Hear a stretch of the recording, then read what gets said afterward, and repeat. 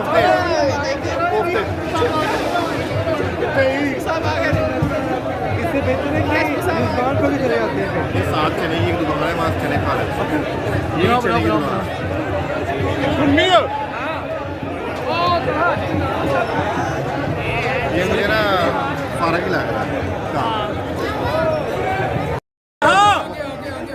कोफ्ते कोफ्ते इससे बेहतर है कि दुकान पर भी चले जाते हैं ये साथ चने की एक दुकान है वहाँ चने खा लेते हैं ये चने की दुकान सुननी है ये मुझे ना फर्क ही लग रहा है कोफ्ते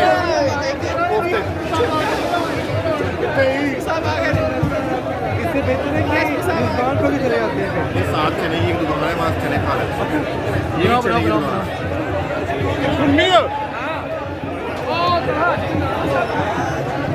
ये मुझे ना